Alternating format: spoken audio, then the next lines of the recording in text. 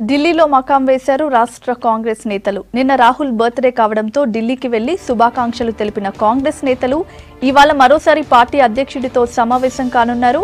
10:30కు సమావేశానికి సంబంధించి రాహుల్ అపాయింట్మెంట్ ఇచ్చారు.